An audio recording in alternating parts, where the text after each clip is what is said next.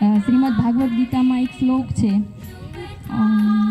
યદાચરતી શ્રેષ્ઠ તદેવ ઇતરે જનાઃ સહ યત પ્રમાણમ કુરુતે લોકાઃ તદ અનુવર્તતે. એટલે કે શ્રેષ્ઠ માણસો જેવું વર્તન કરે છે, લોકો તેનું અનુસરણ કરે છે. તો બહેનના કેટલાય એવા સારા ગુણો છે, એનું અમે હવે ભવિષ્યમાં અનુકરણ કરીશું અને એમના જેવા બનવા માટે પ્રયત્ન કરીશું. આજે પણ એમની પાસે ભણેલા વિદ્યાર્થીઓ છે, એ ગુરુ પૂર્ણિમાના દિવસે અમારી શાળાએ આવે છે, બહેનને યાદ કરે છે. कितनी नापी तुली दिनचर्या होगी उस नारी की, कितनी नापी तुली दिनचर्या होगी उस नारी की जो रोटी बना के रोटी कमाने जाती है. એને એઝ એ ટીચર તરીકેનો એનો કરિયરનો ગ્રાફ બહુ સારો બનાવ્યો છે.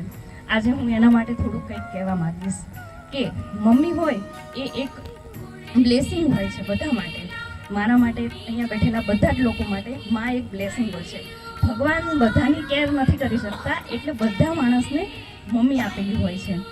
આજે હું કંઈક કહેવા માગું છું કે આજે હું જે કંઈ પણ છું એ મારા મમ્મીના લીધે છું. એના પ્રોપર ગાઈડન્સથી હું આજે અહીં સુધી પહોંચી શકી છું.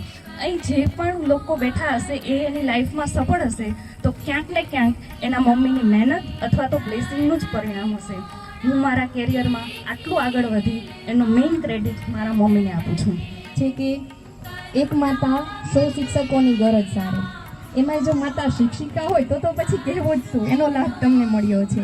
મારી મમ્મી આજે જ્યારે નિવૃત્ત થઈ છે ત્યારે મંચ ઉપરથી એક પ્રાર્થના અને એક ઈચ્છા વ્યક્ત કરવા માગું છું કે આજ સુધી તમે તમારું બધું તમારા ભવિષ્ય માટે ઉજ્જવળ કરવા માટે વાપરી નાખ્યું. હવે તમારા રિટાયરમેન્ટ થાય છે ત્યારે જેટલો સમય વધ્યો છે હવે તમે તમારા માટે વાપરો. ત્યાં સુધી તમે તે જ કમાયું એ બધા અમારા માટે અને બીજા માટે વાપર્યું છે. હવે હું એવું ઈચ્છું છું કે તમે જે કમાયેલું છે હવે તમારા માટે જ વાપરો. જ્યાં જાત્રા કરવા ઈચ્છતા હોય તો જાત્રા કરો, તમે જ્યાં ફરવા ઈચ્છતા હોય તો ફરવા કરો, તમને મનતું જમવાનું ઈચ્છા થાય તો જમવું. તો તમે હવે તમારો ટાઈમ તમારા માટે વાપરો. આજનો દિવસ તમારા માટે સન્માનનો છે પણ અમારા માટે આભારનો છે. એટલે હું મમ્મીને એક જ વસ્તુ કહીશ કે આભાર મમ્મી, તમે અમને આટલો પ્રેમ આપ્યો, તમે અમને આટલી ઇજ્જત આપી, તમારા ત્યાગ માટે અને આજ સુધી તડબોળ કરેલા વિશ્વાસ માટે અને તમારા નવા જીવન માટે અને નવા સફર માટે હું તમને દિલથી શુભકામના આપું છું. જય સ્વામિનારાયણ, જય હનુમાન દાદા. અમે અમદાવાદ ભણતા, આમ તો મારા પિતાજીને ખૂબ જ ઈચ્છા કે ચારે છોકરાઓ ભણે અને ખેતી કાર્યમાં ન આવે એવી એમની પહેલેથી ઈચ્છા. એટલે એ વખતે 1980ની આજુબાજુની વાત કરું ત્યારે પણ અમને એક રૂમ કે અમદાવાદ મકાન લઈ દીધું હતું. એની અંદર અમે ચારેય ભાઈ બહેન રહેતા હતા. એમાં આ મંજુબેન અમને રસોઈ કરી અને જમાડતા હતા. અમે 3 ભાઈ અને બેન 4 જણ રહેતા હતા.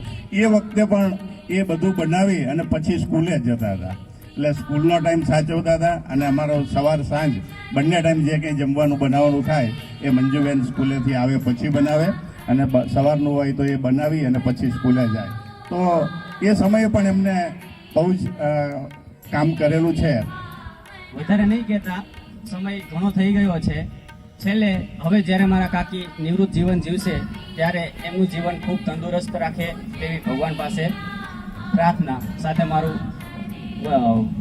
વાણી વિરમું છું. અસ્તુ. જય હિન્દ, જય ભારત.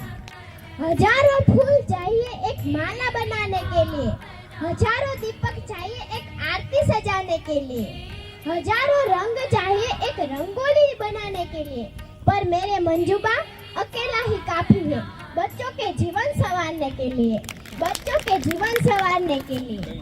एक शिक्षक कभी साधारण नहीं होता क्योंकि प्रलय और निर्माण उसकी गोद में पलते हैं. અને એક વ્યક્તિએ એક શિક્ષકને પૂછ્યું કે તમે શું કામ કરો છો, તો શિક્ષકે જવાબ આપ્યો કે હું હીરા ઘસું છું પણ નિશાળમાં. એટલે આવા ઘણા બધા હીરા તમે ઘસ્યા છે જે આગળ જતાં કદાચ એ નાના ભૂલકાઓને યાદ પણ નહીં હોય કે અમારા શિક્ષક કોણ હતા. પણ 4-5 વર્ષની નાની ઉંમરે જ્યારે હજી શીખવાડવાની શરૂઆત થતી હોય ત્યારે તમે બાળકોનો હાથ ઝાલ્યો છે અને એમને ઘણે આગળ સુધી એ લોકો જ્યારે જશે ત્યારે કદાચ તમને ઓળખતા નહીં હોય પણ દુઆમાં તમને 100% યાદ રાખશે. અને જ્યારે સાસરિયા એટલે કે ખાસ કરીને સવલાણા જવાનું થાય મને અનુભવ છે, મેં નરી આંખે જોયું છે કે ત્યાં ઢોર રાખે અને એ વાસીદાનું કામ કરવાનું હોય, પૂંજો ભરીને ઉકરડે નાખવા જવાનું હોય કે કૂવેથી પાણીના બેડા લાવીને આપણા ગાગર ભરવાના હોય, તો આવું કામ કરવામાં પણ જેને શરમ અને સંકોચ અનુભવ્યા નથી એવા મંજુલાબેન માટે આપણે જોરદાર ફરીથી તાળીઓ પાડીશું.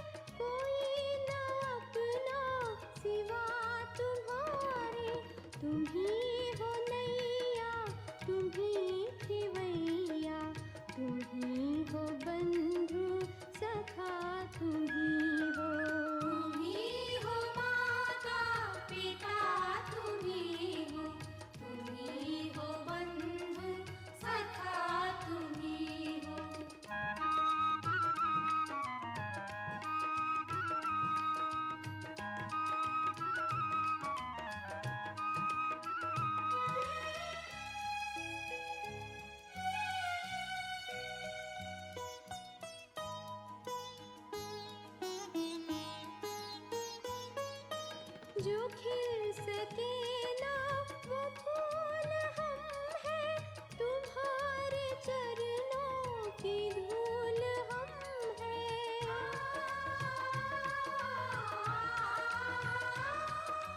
जो खिल सके ना वो फूल हम हैं, तुम्हारे चरणों की धूल हम हैं.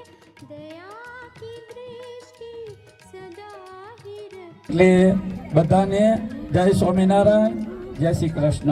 અને આ કિંમતી સમય બધા લઈ અને તમે પધાર્યા અને હું ખૂબ જ રાજી થયો.